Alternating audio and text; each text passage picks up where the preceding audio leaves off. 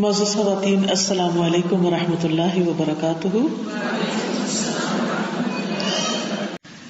مطلب بن عبداللہ مخزومی کہتے ہیں کہ ایک مرتبہ میں ام سلمہ کی خدمت میں حاضر ہوا تو انہوں نے فرمایا، بیٹا میں تمہیں ایک حدیث نہ سناؤں جو میں نے نبی صلی اللہ علیہ وسلم سے خود سنی ہے۔ میں نے عرض کیا، اماں جان کیوں نہیں، آپ مجھے وہ حدیث سنائیے۔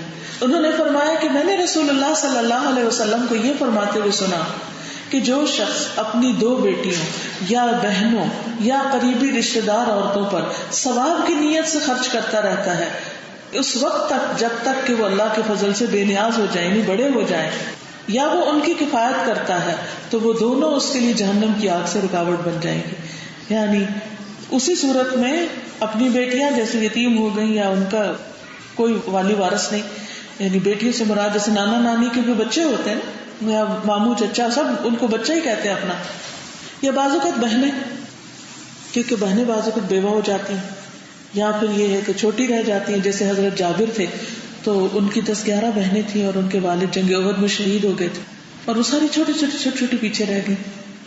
تو حضرت جابر نے جب شادی کی تو ایک بڑی عمر کی عورت سے شادی کی، اپنے جذبات کی قربانی دی، یہ سوچ کر کہ یہ بچیاں کون دیکھے گا، اگر میری بیوی بھی چھوٹی لڑکی ہوگی تو وہ تو ان کی نگہداشت نہیں کر سکے گی، ان کی پرورش نہیں کر سکے گی۔ تو بعض اوقات انسان کو اپنی ذاتی زندگی، اپنا آرام، اپنا سکون، اپنے بچے، اپنا گھر بار قربان کر کے ایسے بہت سارے بچوں کا خیال رکھنا پڑتا ہے، اور اس کے لیے انسان کو کوشش کرنی چاہیے کیونکہ اجر بہت بڑا ہے۔ ایک طرف آپ دیکھیں جنت کے واجب ہونے کی بات ہے اور دوسری طرف جہنم سے رکاوٹ کی بات ہے، کتنا بڑا اجر و ثواب ہے۔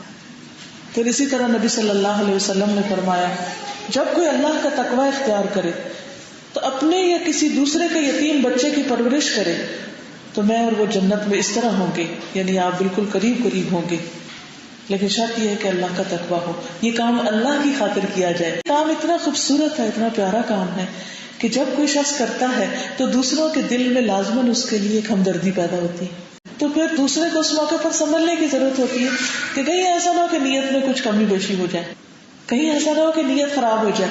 تو اس میں انسان سارا فوکس اس پہ رکھے کہ یہ میں کام اس لیے کر رہا ہوں کہ مجھے اللہ سبحانہ وتعالیٰ سے اجر و ثواب ملے۔ اور اس کے برعکس یتیم کا حق اگر کوئی مار جائے، یعنی جو مال ان کے نام پر اکٹھا ہو، یا پھر یہ کہ کسی کی گود میں یتیم بچے پل رہے ہوں اور وہ ان کے باپ کا مال یا ان کے حصے کا کوئی بھی حق مار جائے، اس کے بارے میں بھی بہت سخت وعید ہے۔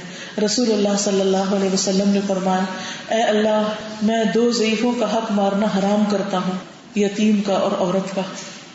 یعنی عورت اگر خود کماتی ہے اور محنت کرتی ہے اور اس کے سسرال والے چھین لیتے ہیں، اس کے بہن بھائی حتیٰ کہ بعض اوقات باپ بھی چھین لیتا ہے، تو یہ اس کے لیے جائز نہیں ہے۔ جو کماتا ہے وہ خود اس مال کا مالک ہوتا ہے، کوئی دوسرا اس کی مرضی کے بغیر اس میں کمی بیشی نہیں کر سکتا۔ پھر اسی طرح آپ دیکھیے، عبداللہ بن جعفر کہتے ہیں، حضرت جعفر جو تھے وہ حضور صلی اللہ علیہ وسلم کے چچا زاد بھائی تھے، تو نبی صلی اللہ علیہ وسلم ان بچوں کے چچا لگے۔ تو جعفر رضی اللہ تعالیٰ عنہ جب شہید ہو گئے تو عبداللہ بن جعفر جو جعفر کے بیٹے ہیں، یتیم ہیں، وہ کہتے ہیں کہ ہماری والدہ نبی صلی اللہ علیہ وسلم کے پاس آئیں اور ہماری یتیمی اور اپنے غم کا اظہار کرنے لگی۔ میرا شوہر فوت ہو گیا تھا اور بچے چھوٹے تھے۔ نبی صلی اللہ علیہ وسلم نے فرمایا، تمہیں ان بچوں پر فقر و فاقہ کا خوف ہے کہ یہ بھوکے مریں گے؟ میں دنیا اور آخرت میں ان بچوں کا سرپرست ہوں۔ یہ ہے ہمارے نبی صلی اللہ علیہ وسلم کا نمونہ کہ انہوں نے خود ان بچوں کو اپنی سرپرستی میں لے لیا۔ اور آپ کو معلوم ہے نا کہ حضرت عائشہ رضی اللہ تعالیٰ عنہ، جن کے اپنے کوئی بچے نہیں تھے، جب وہ بیوہ ہو گئی تو اس کے بعد ان کے پاس فراغت تھی، جہاں وہ درس و تدریس کا کام کرتی تھی، لوگوں کو دین سکھاتی تھی۔ کہا جاتا ہے کہ ان کی گود میں سینکڑوں یتیم بچیاں جو ہیں وہ پرورش پائیں، کہ وہ ان کی دیکھ بھال کرتی تھی اور ان کو تعلیم و تربیت دیتی تھی۔ تو یہ تو ہمارا کلچر ہے، یہ تو ہمارے پیارے حبیب محمد صلی اللہ علیہ وسلم کا اسوہ حسنہ ہے اور ان کی پیاری اہلیہ حضرت عائشہ کا طریقہ ہے، تو ہم بھلا اس کام سے کیسے غافل ہو سکتے ہیں؟ پھر اسی طرح ہم دیکھتے ہیں کہ برا رضی اللہ تعالیٰ عنہ کہتے ہیں کہ جب نبی صلی اللہ علیہ وسلم عمرہ قضاء کے لیے مکہ تشریف لائے اور 3 دن کی مدت پوری ہو گئی تو کفار نے حضرت علی کے پاس آ کر کہا آپ اپنے ساتھی سے کہہ دیجئے کہ تشریف لے جائیں کیونکہ مدت پوری ہو گئی ہے. یعنی انہوں نے صلح حدیبیہ کے موقع پر آئندہ سال عمرہ اور عمرہ بھی 3 دن کا کرنے کی اجازت دی تھی. تو جب وہ مدت پوری ہو گئی تو وہ آ گئے کہ آپ اب واپس جائیں. نبی صلی اللہ علیہ وسلم مکہ سے تشریف لے گئے. تو حمزہ رضی اللہ تعالیٰ عنہ جو کون تھے؟ حضور کے چچا. ان کی بیٹی چچا چچا پکارتی ہوئی پیچھے آ گئی کیونکہ وہ بھی یعنی شہید ہو چکے تھے تو ان کی بچی جو تھی وہ یتیم تھی.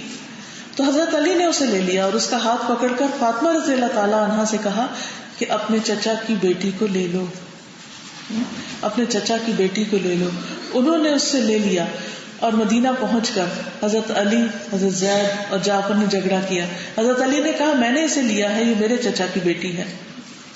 جعفر نے کہا یہ میرے چچا کی بیٹی ہے, اس کی خالہ میرے نکاح میں ہے. حضرت زید نے کہا یہ میری بھتیجی ہے. تو رسول اللہ صلی اللہ علیہ وسلم نے اس کی خالہ کی وجہ سے فیصلہ فرما دیا کہ خالہ ماں کے درجے میں ہوتی ہے, تو پھر جعفر کو دے دی گئی. اور پھر آپ دیکھیں کہ ہمارے کلچر میں یہ بھی ہے کہ اگر یتیم بچے گود میں ہوں یا یتیم بچے پرورش پا رہے ہوں اور اپنے بچے بھی ہوں تو ہمیں یتیموں کی طرف زیادہ دھیان دینا. اپنے بچوں کے ساتھ تو بعض اوقات غفلت بھی کر لیتے اور بعض اوقات بہت زیادہ پیار بھی کر لیتے اور ان کو چونکہ احساس محرومی نہیں ہوتا. بچوں کو یہ بہت ہوتا ہے ہماری امی ہے ہمارے ابا ہیں, کوئی کام کر لیں تو بھاگے بھاگے واپس آتے ہیں. تو اگر ان کو کبھی ڈانٹ ڈپٹ بھی زیادہ کر دیں یا ان کے ساتھ کوئی زیادتی بھی کر لیں تو پھر دوسرے وقت میں اس کی تلافی بھی ہو جاتی. لیکن اس کے برعکس جو یتیم بچے ہوتے ہیں ان کی فکر اپنے بچوں سے زیادہ کرنی چاہیے, کیونکہ ان کے اوپر جو غم گزر چکا ہوتا ہے یا ان کو جو احساس محرومی ہوتا ہے تو ہوتا ہے نا جیسے ایک زخم ہو جسم میں, تو اس کے پاس چھوٹی سی چیز بھی اس پہ ٹچ کر دے تو بہت تکلیف ہوتی ہے. تو جو شخص پہلے سے دکھی ہو, پہلے سے زخمی ہو, اس کو چھوٹی سی بات بھی بہت بڑی لگ جاتی کیونکہ وہ پہلے سے متاثر ہے. تو اس لیے اگر کسی کے پاس ایسا کوئی کام ہو یعنی وہ اپنے یہ رشتے دار بچوں یا دیگر بچوں کی ذمہ داری لے رکھا ہو تو اس کو چاہیے کہ ان کے ساتھ اچھا سلوک کرے اور اپنے بچوں پر بھی ان کو ترجیح دے. زبیر بن عبد المطلب کی صاحبزادیوں ام الحکم یا زبیر رضی اللہ تعالی عنہا سے, ان دونوں میں سے کسی ایک کا بیان ہے کہ رسول اللہ صلی اللہ علیہ وسلم کے پاس کچھ قیدی آئے تو میں, میری بہن اور فاطمہ رضی اللہ تعالی عنہا رسول اللہ صلی اللہ علیہ وسلم کی جو بیٹی تھی وہ آپ کی خدمت میں حاضر ہوئی, یعنی لڑکیاں آپ کے پاس گئی اور جس حال میں ہم تھی آپ کے سامنے اس کا شکوہ کیا کہ ہمیں اپنے سارے کام خود کرنے پڑتے ہیں. ہم نے درخواست کی کہ ان قیدیوں میں سے ہمارے لیے بھی کسی کا حکم دے دیا جائے کہ ہماری خدمت کے لیے کسی کو مقرر کر دیا جائے. تو رسول اللہ صلی اللہ علیہ وسلم نے فرمایا تم سے پہلے وہ یتیم بچے اور بچیاں زیادہ مستحق ہیں جن کے باپ بدر میں شہید ہوئے تھے. یعنی اپنے گھر والوں کی فرمائش پوری کرنے سے پہلے آپ نے ان کا خیال رکھا کہ انہوں نے اسلام کے راستے میں قربانی کی ہے, وہ بدر میں شہید ہو گئے ہیں, پہلے میں ان بچیوں کا خیال کروں گا, بعد میں تمہیں دیکھوں گا. اچھا عام طور پر کیا ہوتا ہے کہ جب کوئی ہم اچھا سوچتے ہیں تو پہلے اپنے بچوں کا سوچتے ہیں پھر کسی اور کے لیے سوچتے ہیں. لیکن نبی صلی اللہ علیہ وسلم آپ کا طریقہ کیا تھا کہ آپ دوسروں کو پہلا سوچتے تھے. اسی لیے آپ کے صحابہ میں سے وہ لوگ ہیں جن کے بارے میں یہ آیت نازل ہوئی تھی وَيُؤْثِرُونَ عَلَىٰ أَنفُسِهِمْ وَلَوْ كَانَ بِهِمْ خَصَاصَةٌ, وہ اپنے اوپر دوسروں کو ترجیح دیتے ہیں چاہے خود بھوکے ہی کیوں نہ ہو.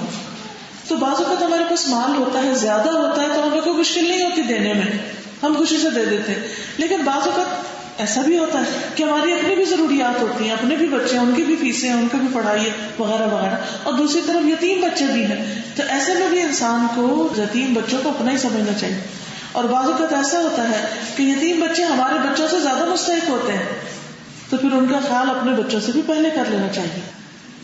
اور اللہ سبحانہ وتعالیٰ کسی کا بھی اجر نہیں مارتا, کسی کا بھی اجر ضائع نہیں کرتا. کوئی انسان نہ سمجھے کہ آپ کتنی محنت سے پیسہ کما رہے ہیں, کوئی نہ جانے کہ آپ کے اپنے حالات کیسے ہیں, کسی کو نہیں پتا کہ آپ کی ضروریات کتنی ہیں. اللہ کو پتا ہے. اگر ان ضروریات میں سے بھی کچھ نکال کے یعنی اپنی ضرورت کو پیچھے کر کے بھی اگر آپ کسی اور کی ضرورت پوری کرتے ہیں, جتنی قربانی اور محنت کے ساتھ انسان کرتا ہے اتنا ہی اس کا اجر کئی گنا زیادہ بڑھ جاتا ہے.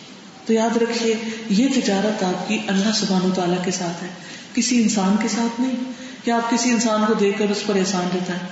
کہ یہ ہم نے تو ذمہ داری پوری کر دی اب آپ جانے. نہیں، یہ تو سب کی ذمہ داری ہے.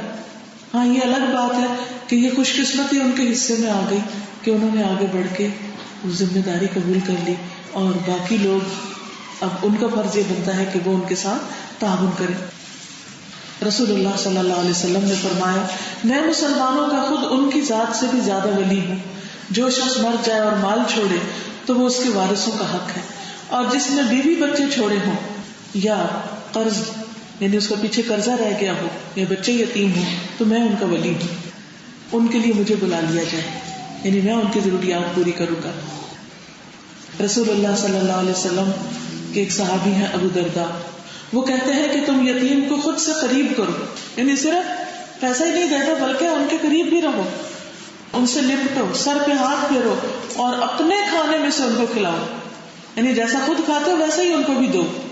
اس سے تمہارا دل نرم ہوگا اور تم اپنی حاجت کو پالو گے. یعنی اگر آپ کی زندگی میں کوئی کام اٹکا ہوا ہے، مثلا بچے کی شادی نہیں ہو رہی اور آپ نے خوب جہیز بنا کے اس کے لیے رکھا ہوا لیکن شادی نہیں ہو رہی، رشتہ ہی نہیں آ رہا، اب کیا کریں؟ اس مال میں سے کچھ نکال کے کسی یتیم خانے میں دیں، یتیم پر خرچ کریں، آپ کی پریشانی دور ہو جائے گی. کیونکہ یہاں پر کیا بتایا گیا کہ یتیم کو خود سے قریب کرو، سر پہ ہاتھ کرو، پیار کرو، محبت کرو، اپنا جو کھا رہے ہو خود اپنے لیے جو رکھا اس میں سے اس کو دو. اس سے دو فائدے ہوں گے، ایک تو تمہارے دل کی سختی دور ہوگی، پریشانی وحشت دور ہوگی، اور دوسرے تم اپنی حاجت کو پالو گے، یعنی تم کسی کی ضرورت پوری کرو، اللہ سبحانہ وتعالیٰ تمہاری ضرورت پوری کرے گا. اگر تمہارا بچہ بیمار ہے اور اس کے لیے علاج معالجے کی سہولت میسر ہے تو تم کسی یتیم کے علاج معالجے کی فکر کرو، تم دوسروں کو دینے والے بنو، اللہ تمہارے لیے رستے آسان کر دے گا. اگر یہ بات ہمیں سمجھ آ جائے نا تو ہم کسی پر احسان کرتے ہوئے نہیں، اپنی ذات اور اپنی جان پر احسان کرتے ہوئے دوسروں کے ساتھ حسن سلوک کریں. عبداللہ بن جعفر جن کے والد شہید ہو گئے تھے کہتے ہیں کہ نبی صلی اللہ علیہ وسلم نے فرمایا جو ان کے گھر تشریف لائے آپ، کہا کہ محمد تو ہمارے چچا ابو طالب کے مشابہ ان سے شکل ملتی ہے، اور عبداللہ صورت اور سیرت میں میرے مشابہ ہے، یعنی نبی صلی اللہ علیہ وسلم سے اس کی صورت ملتی. پھر نبی صلی اللہ علیہ وسلم نے میرا ہاتھ پکڑ کر بلند کیا اور دعا کی، اے اللہ جعفر کے اہل خانہ کو اس کا نعم البدل عطا کر اور عبداللہ کے دائیں ہاتھ کے معاملے میں برکت عطا کر. یہ دعا نبی صلی اللہ علیہ وسلم نے 3 بار فرمائی. یعنی اس سے یہ پتہ چلتا ہے کہ یتیموں کو وزٹ کرنا اور ان کے لیے دعا کرنا اور ان کو اپنے ساتھ قریب کرنا کہ اس کی شکل مجھ سے ملتی ہے، یہ ایسا ہے، یعنی بچوں کے ساتھ ویسی بات کرنا کہ جس سے وہ خوش ہو جائیں، یہ بھی ضروری ہے. یعنی صرف پیسے دے کے فارغ نہ ہو جائے بلکہ ایسے کام بھی کریں کہ جس سے ان بچوں کو اپنائیت حاصل ہو. دیکھیں ہم میں سے ہر شخص کو محبت کی ضرورت ہوتی ہے، ہر شخص کو ایک انس چاہیے ہوتا ہے، کیونکہ انسان ہے نا، کمزور ہے، تو ایسے بچوں کو بھی محبت چاہیے ہوتی ہے. عبداللہ بن جعفر فرماتے ہیں کہ نبی صلی اللہ علیہ وسلم جب کسی سفر سے واپس تشریف لاتے تو ہم سے ملتے. یعنی عام طور پر ہوتا ہے نا کہ سفر سے واپس آ کے تو بچوں کے لیے گفٹ لاتے ہیں، کچھ کرتے ہیں، سب ان کو خوش کرتے ہیں، تو وہ ان کے گھر بھی جاتے. چنانچہ آپ مجھ سے اور حسن یا حسین سے ملتے. ایک دفعہ آپ ملے، آپ نے ہم میں سے ہر ایک کو اپنے سامنے بٹھایا اور ایک بچے کو پیچھے بٹھایا، اور یہاں تک کہ مدینہ میں داخلے، یعنی وہ سواری پر بھی بٹھا لیتے تھے. ابھی آپ دیکھیں کہ جیسے بعض علاقوں میں جب پیرنٹس گھر آتے ہیں تو بچے راستے میں جا ملتے ہیں، کہتے ہیں ہم گاڑی میں بیٹھیں گے، تو گاڑی میں بیٹھ کے گھر تک آتے ہیں. یا گاؤں دیہات میں بھی آپ نے دیکھا ہوگا کہ بچے جب کسی کو دور سے آتا ہے وہ دیکھتے ہیں تو اس سے جا کے لپٹنے لگتے ہیں اور اس کے ساتھ اوپر چڑھنے لگتے ہیں. تو اس سے پتہ یہ چلتا ہے کہ نبی صلی اللہ علیہ وسلم ان یتیم بچوں کا خاص طور پر خیال رکھتے تھے کہ ان کو محبت اور پیار اور قریب کرنا اور ان کے ساتھ کھیلنا یا ان کے ساتھ لاڈ کرنا، یہ بھی ان کا حق ہے. یعنی صرف مال حق نہیں ہے بلکہ اچھا سلوک بھی ان کا حق ہے. پھر اسی طرح اہم باتوں میں شریک کرنا.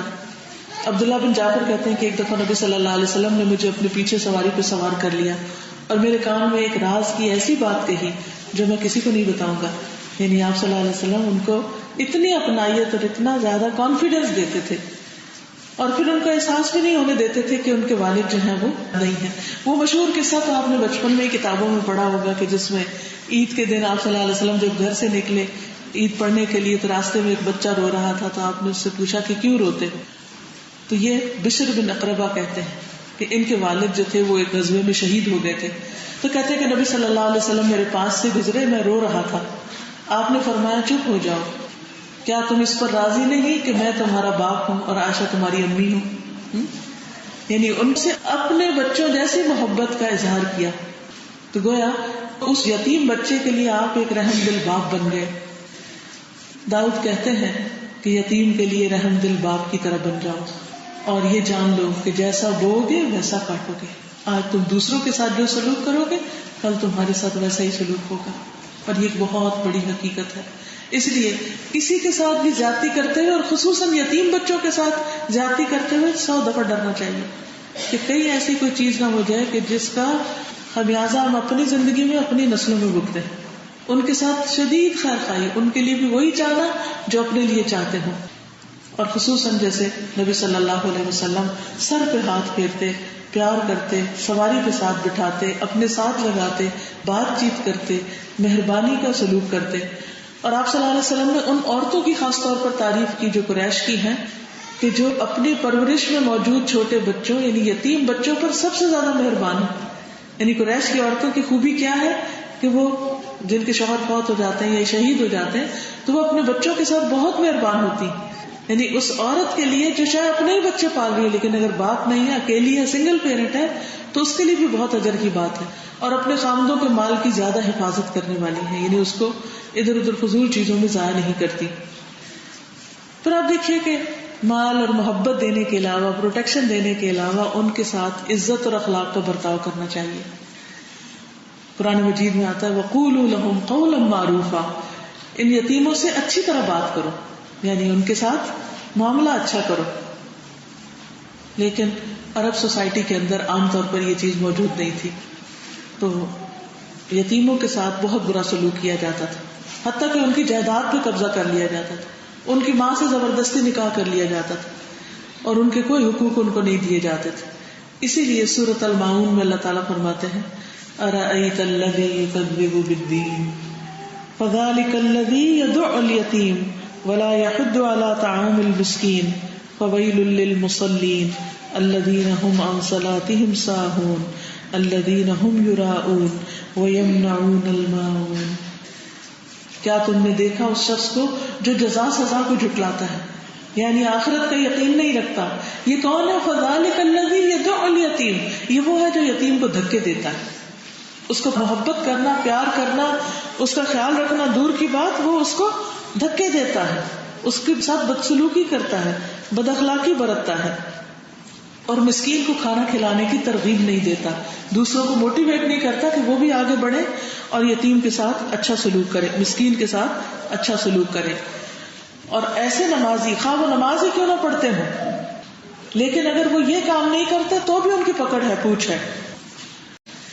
بہت سے لوگوں کا حال یہ ہوتا ہے کہ وہ ایسے کام دکھاوے کے لیے تو کر لیتے ہیں لیکن چھوٹی چھوٹی ضروریات پوری کرنے کے لیے بھی کسی کے آگے نہیں بڑھتے. ان کے دل سخت ہوتے ہیں، خود غرضی کی زندگی بسر کرتے ہیں.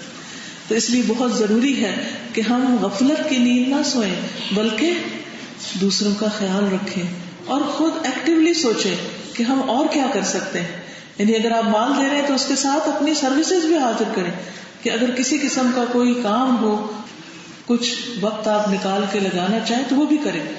وہ وقت کیا ہو سکتا ہے؟ مثلا جیسے آپ لوگوں کو سمر بریک ہے یا کوئی ونٹر بریک ہے یا ویسے آپ اپنے ہالیڈیز کرنا چاہتے ہیں تو آپ یہ بھی کر سکتے ہیں کہ مثلا اگر آپ ٹیچر ہیں، انگلش کی ٹیچر ہیں، میتھس کی ٹیچر ہیں یا کوئی اور سبجیکٹ پڑھا سکتے ہیں تو اپنی ٹیچنگ کو والنٹیئر کریں کہ ٹھیک ہے اس سال میں اپنے 2 مہینے آپ کو ایز اے ٹیچر دے سکتی اور ایسی جگہ پر جا کر آپ پڑھائیں. آپ دیکھیں ان بچوں کا تعلیمی معیار کتنا اچھا ہوگا.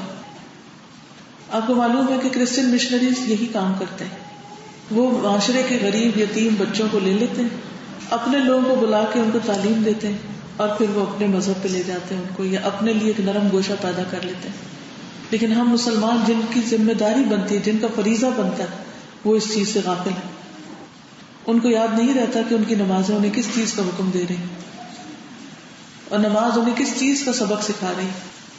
تو اس لیے نماز جو پڑھتا ہے دن میں 5 دفعہ اپنا ایک فرض پورا کرتا ہے.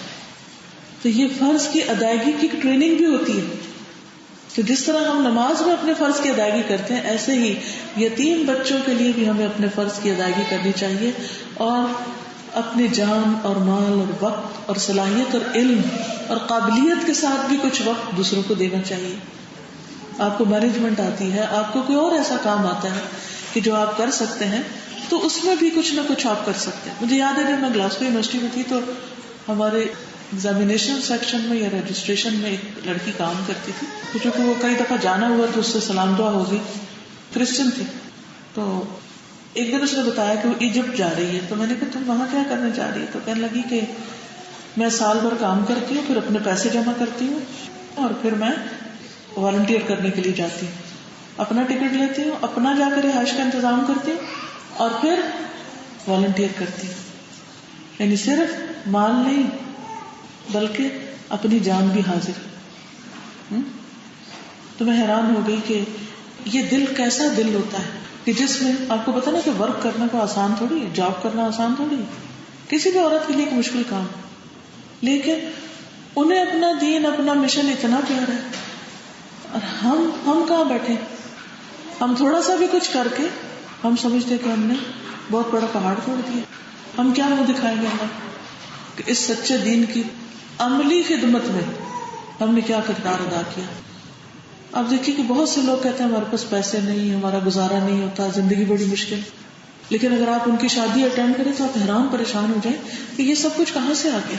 ایک ایک سوٹ اتنا مہنگا، زیور بھی موجود ہے، ہر چیز موجود ہے، کھانا، کپڑا، ہال بڑے بڑے بک کرائے جا رہے ہیں. لیکن ان میں سے کوئی چیز ہم اپنے دین کے راستے میں اپنی جنت بنانے کے لیے، اپنی آخرت کے لیے خرچ کرنے کو تیار ہیں.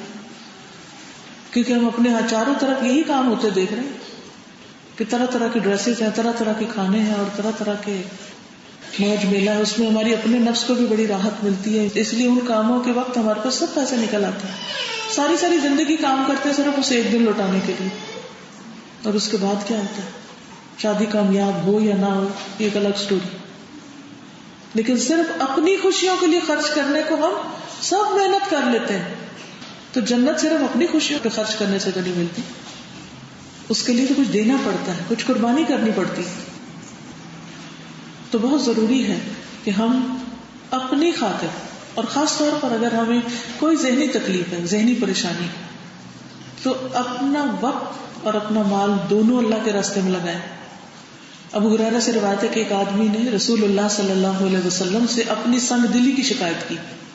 تو آپ نے فرمایا اگر تم دل نرم کرنا چاہتے تو مسکین کو کھانا کھلاؤ اور یتیم کے سر پر شفقت کا ہاتھ رکھو.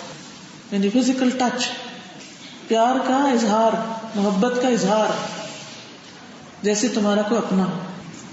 عموماً یہ ہوتا ہے نا کہ یتیم بیچارے جب رہ جاتے ہیں تو پھر کون ان کو نہلائے دھلائے، ان کی جوئیں نکالے، ان کو اچھا صاف ستھرا رکھے. تو پھر ایسے بچے جب گندے مندے بھی ہوتے ہیں تو ہم کہتے ہیں اوہ ہم کیسے ان کو دیکھیں. یہ بعض اوقات وہ ان کو کوئی خیال نہیں کرتا نا، پھر بگڑ جاتے ہیں، پھر وہ تنگ کرنے کو اتر جاتے ہیں. پھر اس وقت ہم اور بہت پریشان ہوتے ہیں اور ہم اور پیچھے ہٹ جاتے ہیں، بھائی ہم سے تو یہ سردردی نہیں بول لی جاتی. نہیں، ایسا نہیں کرنا. اور پھر یہ یاد رکھیں کہ یہ سب کچھ جو بھی آپ کریں گے اللہ کی رضا کی خاطر، کیونکہ سورۃ الدہر میں اللہ سبحانہ وتعالی ان کاموں کا جہاں بدلہ بتاتے ہیں وہاں ان سب چیزوں کو اللہ کی خاطر کرنے کا بھی سبق دیتے ہیں. اس میں آپ دیکھیں کہ سورۃ الانسان جو ہے سے بہت خوبصورت آیتیں ہیں. اگر آپ ان کو سنیں گے، کہ مجھے ہمیشہ ان آیتوں کو سننا بڑا اچھا لگتا ہے، بہت دل پر جا کر اترتی ہیں. ابرار نیک لوگوں کے لیے اللہ نے کیسے کیسے انعامات تیار کیے ہیں، اور پھر وہ کرتے کیا ہے. ان الابرار، بے شک نیک لوگ ایسے جام پیئیں گے جس میں کافور ملا ہو، بہترین ڈرنک. وہ ایک چشمہ ہے جس سے اللہ کے بندے پیئیں گے، وہ اسے بہا کر لے جائیں گے، نہیں اپنی طرف جہاں چاہیں گے لے جائیں گے، خوب بہا کر لے جانا، کوئی روک ٹوک نہیں ہوگی. یہ کون ہے جو اپنی نظر پوری کرتے ہیں اور اس دن سے ڈرتے ہیں جس کی مصیبت بہت زیادہ پھیلی ہوئی ہے. ہر طرف تکلیف ہی تکلیف کا منظر ہوگا. اس دن سے ڈر کے وہ آج دنیا میں خرچ کرتے ہیں. کس پر؟ وہ کھانا کھلاتے ہیں اس کی محبت میں، اللہ کی محبت میں، مسکین اور یتیم اور قیدی کو. وہ کھانا کھلانے والے ہیں اور کہتے ہیں ہم تو صرف اللہ کے چہرے کی خاطر تمہیں کھلا رہے ہیں، ہم اس کے بدلے میں صرف اللہ کا دیدار چاہتے ہیں، نہ تم سے کوئی بدلہ چاہتے ہیں، نہ شکریہ چاہتے ہیں، تھینک یو بھی نہیں چاہتے. یقیناً ہم اپنے رب سے اس دن سے ڈرتے ہیں جو بہت منہ بنانے والا، سخت تیوری چڑھانے والا دن ہے، یعنی بڑا سخت دن ہے. یعنی آپ نے دیکھو کہ جب سخت دھوپ اور گرمی اور تکلیف اور تھکاوٹ ہو تو ہر شخص کا منہ بن جاتا ہے، تو وہ دن بھی ایسا ہی ہوگا کہ جو سب کو تھکا دے گا. بس اللہ انہیں اس دن کی مصیبت سے بچا لے گا. یہ لوگ جو آج یہ کام کرتے ہیں اس دن تر و تازہ ہوں گے ان کے چہرے، ان کو کوئی تھکاوٹ نہیں ہوگی، ان کو کوئی غم نہیں ہوگا، اور انہیں انوکھی تازگی اور خوشی عطا فرمائے گا. اللہ سبحانہ وتعالیٰ ہمیں ان لوگوں میں شامل کر دے. لیکن بہنوں، اس دن کی خوشی کے لیے آج کی خوشیاں قربان کرنی پڑیں گی، آج کی لذتیں اور خواہشیں قربان کرنی پڑیں گی، کیونکہ نیکی کا کام اتنی آسانی سے نہیں ہوتا. لیکن افسوس یہ کہ آج مسلمانوں کی ساری توجہ صرف اپنی عیش و عشرت کی طرف ہے، صرف اپنے آرام اور اپنی خوشیاں اور اپنے بچے اور اپنا گھر اور ان کی شادیاں اور ان کی شادیوں پہ بڑے بڑے فنکشن، اور یتیم بھولے ہوئے، مسکین بھولے ہوئے، قیدی بھولے ہوئے، بیمار بھولے ہوئے، ضرورت مند فراموش کیے ہوئے کہ کون کس حال میں جی رہا ہے، کس کے اوپر زندگی کتنی تنگ ہے. ہم کھا پی لیتے ہیں تو ہم سمجھتے ہیں سبھی کو کھانا مل گیا ہوگا، اور اپنے لیے کتنی کتنی چوائسیز کہ ہر کوئی یہ گلا کرتے ہوئے ملتا ہے کہ یہ سمجھ نہیں آتا آج کیا پکائے. یعنی گویا اتنا کچھ ہے پکانے کو کہ چوائس ہی مشکل ہے، اور کبھی ایک چیز اور کبھی دوسری چیز، کبھی زبان کی لذت کے لیے، کبھی مزے کے لیے، کبھی کسی طرح کبھی کسی طرح. یعنی بعض لوگوں کو بس اتنا ہوتا ہے کہ انہیں یہ سمجھ نہیں آتی خرچ کہاں کریں، کیونکہ انہیں خرچ کرنے کے لیے کوئی ڈائریکشن ہی نہیں ملتی، انہیں پتہ ہی نہیں کہ آخرت کیسے کمانی. تو ہم غفلت میں ایسے ہی سوئے رہیں گے، ایسے ہی دنیا سے چلے جائیں گے اور اپنی آخرت کے لیے کچھ بھی نہیں کمائیں گے. اب ہمارے پاس چوائس ہے، یا تو صرف اس دنیا کی عیش و عشرت کے لیے ہم بھاگتے دوڑتے رہیں، یا پھر اپنی آخرت کے لیے کچھ کریں. اور پھر بعض اوقات ہم کچھ دینا بھی چاہتے ہیں تو وہ دے دیتے ہیں جو خود نہیں کھانا ہوتا، جو خود اپنے کام کا نہیں، بیکار، جو اپنے لیے پسند نہ کرے. تو رسول اللہ صلی اللہ علیہ وسلم نے فرمایا جو چیز تم خود نہیں کھاتے مسکینوں کو بھی نہ کھلاؤ. یہ مت کرو کہ جو تمہیں پسند نہیں وہ دوسروں کو دے دو. پھر اسی طرح آپ دیکھیں کہ ساتھ بٹھا کر بھی کھلانا چاہیے، صرف یہ نہیں کہ دے دیں بلکہ کبھی کمپنی بھی دیں. پھر یہ کہ ان کے حال بھلیے کا بھی خیال رکھیں. صرف کھانا ہی کھلا دینا کافی نہیں، ان کو نہلانا دھلانا، ان کی حجامت کرنا، ان کے باقی سب کام. کیونکہ نبی صلی اللہ علیہ وسلم جب حضرت جعفر کی شہادت ہوئی اور ان کے گھر والوں کو بہت غم تھا تو آپ نے فرمایا آل جعفر کو 3 دن تک کچھ نہ کہا جائے اور پھر ان کے لیے کھانا بھیجا جائے. وہیں سے یہ رسم شروع ہوئی تھی کہ جن کے گھر میں کوئی فوتگی ہو جائے وہاں کھانا بھیجا جائے. اور پھر آپ ان کے گھر آئے اور فرمایا آج کے بعد میرے بھائی پہ مت رونا. اور بھائی کے بیٹوں کو اپنے پاس بلایا، حالانکہ یہ چچا تھے، کزن کے بیٹے تھے. لیکن ہم اپنے کزنز کے بچوں کے ساتھ کیا کرتے ہیں، ہمیں شاید نام بھی نہ آتے ہیں. اللہ اکبر، ہماری تو جہالت یہ ہے. اللہ تعالی ہم سب کو معاف کر دے. تو یہ ان کے کزن کے بچے تھے جن کو اپنے بھائی کے بچے کہہ رہے ہیں، اور وہ کہتے ہیں کہ آپ نے ہمیں بلایا اور ہمارے سر کے بال ایسے تھے جیسے ہم اتنے چھوٹے چھوٹے جیسے پرندوں کے چھوٹے بچے ہوں، اور ان کے بال تھوڑے بکھرے بکھرے ہوتے ہیں نا. جب پرندہ بڑا ہو جاتا ہے تو اس کے بہت پر جو ہوتے ہیں سیٹ ہو جاتے ہیں، لیکن اگر آپ نیو بورن کو دیکھیں نا تو کس طرح اڑے اڑے سے بال.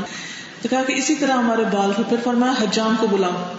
تو جب وہ ہمارے پاس آئے تو اس کو کہا کہ ان کے سر بناؤ، حجامت کرو، یعنی ان کا حال حلیہ بھی درست کرو. اس کے برعکس جو لوگ یتیموں کا مال کھا لیتے ہیں ان کے پیٹوں میں آگ کی بشارت دی گئی. قرآن مجید میں آتا ہے ان الذین یأکلون اموال الیتامی ظلما انما یأکلون فی بطونہم نارا وسیصلون سعیرا. بے شک جو لوگ یتیموں کے مال ظلم سے کھاتے ہیں وہ اپنے پیٹوں میں آگ کے سوا کچھ نہیں بھرتے اور وہ عنقریب بھڑکتی آگ میں داخل ہوں گے. اس لیے اس کا بھی بہت خیال کرنا چاہیے کہ یتیم کے نام پر اگر کوئی مال اکٹھا ہوا ہے یا یتیم کا مال ہمارے پاس ہے تو اس کو بہت احتیاط سے خرچ کریں. پھر اسی طرح آپ نے فرمایا کہ جو رحم نہیں کرتا اس پر رحم نہیں کیا جاتا. جنرل سٹیٹمنٹ ہے لیکن خاص طور پر یتیم کی. پھر اسی طرح یہ ہے کہ ان کی دینی تعلیم کی فکر کرنا بھی بہت ضروری ہے. کھلانا پلانا، صاف ستھرا کرنا، نہلانا دلانا، کپڑا پہنانا، جوتی وغیرہ لے کر دینا. اس کے ساتھ ساتھ اسکول کی کتابیں، کاپیاں، یعنی جیسے کسی بھی ایک بچے کی ضروریات ہوتی ہیں، پلس یہ کہ ان کے لیے دین کی تعلیم اور تربیت، یہ بھی نہایت ضروری ہے. پھر اس میں آپ دیکھیے کہ اگر خود نہیں بھی کر سکتے تو کسی کو مقرر کیا جا سکتا ہے، اس کی تنخواہ کا بندوبست کیا جا سکتا ہے. کیونکہ بہت دفعہ ایسا ہوتا ہے کہ ہمیں خود وقت نہیں ہوتا، تو ایسی صورت میں ہم دوسروں کو کہہ سکتے ہیں. حضرت زینب جو تھی وہ عبداللہ بن مسعود کی بیوی تھی. کہتی ہے کہ میں مسجد نبوی میں تھی تو رسول اللہ صلی اللہ علیہ وسلم کو دیکھا کہ آپ فرما رہے تھے کہ صدقہ کرو، خواہ اپنے زیور ہی میں سے دو. اور زینب اپنا صدقہ اپنے شوہر عبداللہ بن مسعود اور یتیم بچوں کو جو ان کی پرورش میں تھے ان پہ خرچ کرتی تھی. اس لیے انہوں نے اپنے شوہر عبداللہ سے کہا کہ کیا یہ صدقہ میرے لیے کافی ہوگا کہ جو میں اپنے گھر والوں کو ہی دے دیتی ہوں. عبداللہ بن مسعود نے کہا کہ جاؤ تم حضور صلی اللہ علیہ وسلم سے خود پوچھ لو. وہ کہتے ہیں میں رسول اللہ صلی اللہ علیہ وسلم کی خدمت میں حاضر ہوئی تو آپ نے فرمایا ہاں، اور یقیناً دگنا ثواب ملے گا. یعنی اگر اپنے رشتے دار ہیں تو ایک قرابت کا اور ایک صلہ رحمی کا. نافع کہتے ہیں کہ ابن عمر رضی اللہ تعالیٰ عنہ کو کوئی وصی بناتا تو وہ کبھی انکار نہ کرتے، یعنی یتیم کے مال کے لیے وصیت کرنے والا. اور ابن سیرین کا محبوب مشغلہ یہ تھا کہ یتیم کے مال اور جائیداد کے سلسلے میں ان کے خیر خواہوں اور ولیوں کو جمع کرتے تاکہ ان کے لیے کوئی اچھی صورت پیدا کرنے پر غور و فکر کریں. یعنی وہ اوروں کو بھی اکٹھا کر لیتے اور ان کو کہتے کہ آؤ ہم سوچیں، غور کریں کہ ان بچوں کے ساتھ ہم اور کیا کر سکتے ہیں. پھر اسی طرح یہ ہے کہ اگر بچیاں ہوں تو ان کا نکاح کرنا، ان کی شادی کا بندوبست کرنا اور ان کے ساتھ ایسے ہی پیش آنا جیسے اپنے بچوں کی شادی ہوئی ہے، یا شادی کے بعد کے جو معاملات ہوتے ہیں بعض اوقات وہ بگڑ جاتے ہیں یا ان میں بچیوں کو ہیلپ چاہیے ہوتی ہے، تو اس کے لیے بھی ان ساری چیزوں کا خیال رکھنا مسلمان معاشرے کی ذمہ داری ہے. تو عزیز بہنوں، یہ تھی چند باتیں جو آپ کی خدمت میں نے عرض کی ہیں کہ اس پروجیکٹ کو آپ اپنا پروجیکٹ سمجھیں. آپ سمجھیں کہ اللہ تعالیٰ نے آپ کو ایک موقع دے دیا ہے نیکی کا کام کرنے کا، تو اس میں پیچھے نہ رہیں. خود بھی اور اپنے دوسرے عزیزوں اور رشتے داروں کو جو یہاں موجود نہیں ہیں ان کو بھی موٹیویٹ کریں، کیونکہ ہمیں صرف خود کرنا کافی نہیں ہوتا، بعض اوقات اوروں کو بتانا بھی ضروری ہوتا ہے. بعض اوقات وہ ہم سے بھی آگے نکل جاتے ہیں پھر نیکی میں. تو انشاءاللہ آپ کے بتانے کی وجہ سے اگر وہ کچھ کرتے ہیں تو ان کا ثواب بھی آپ کو ملے گا، اس کے ساتھ ساتھ کہ ان کو بھی ثواب ملے. تو اللہ تعالیٰ سے دعا ہے کہ وہ ہمیں عمل کرنے والا بنائے. وآخر دعوانا ان الحمد للہ رب العالمین. سبحانک اللہم وبحمدک اشہد ان لا الہ الا انت استغفرک واتوب الیک. السلام علیکم ورحمۃ اللہ وبرکاتہ.